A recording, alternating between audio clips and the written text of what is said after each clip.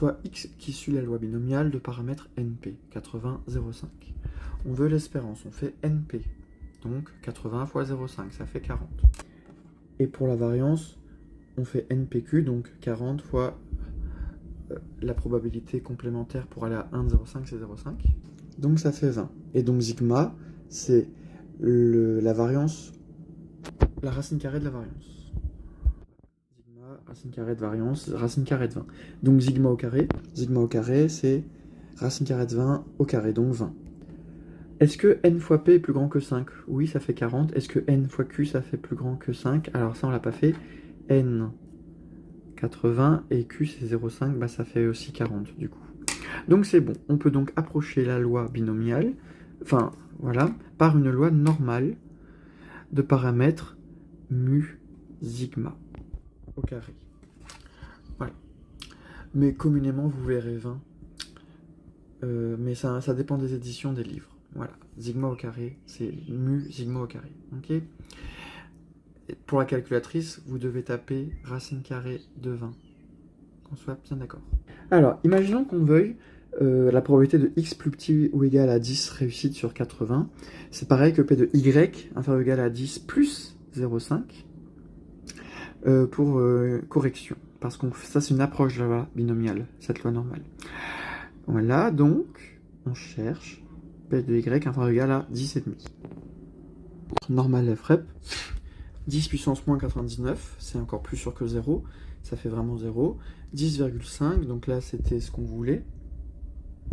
En fait, normal FREP, on est forcément avec des bornes, donc par défaut, on veut plus petit que 10,5, bah on met entre 0 et 10,5 en fait. Okay, entre 10 puissance moins 99, 10,5.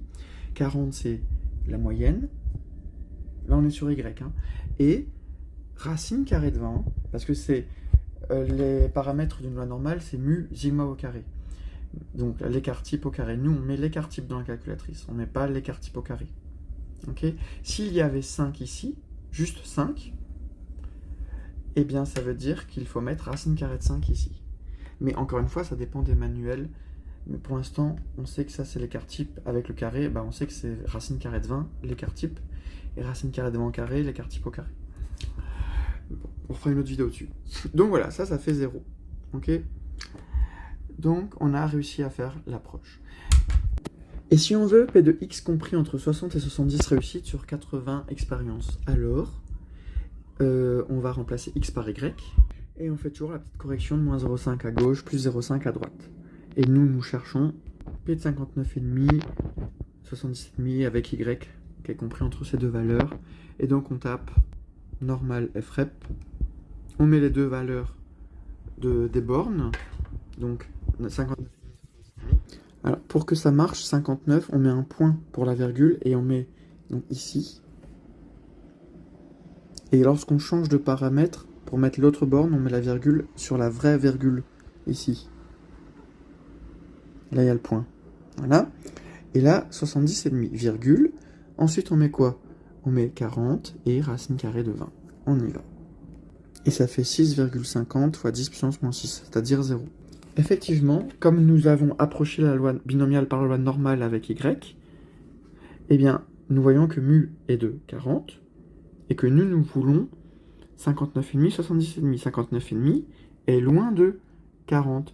Racine carrée de 20, ça fait environ 4,40. Donc si on descend, si on monte de 4,40, donc d'un écart type par rapport à 40, ça fait 44. On monte de 2 écarts types, ça fait 48. 3 écarts types, 52.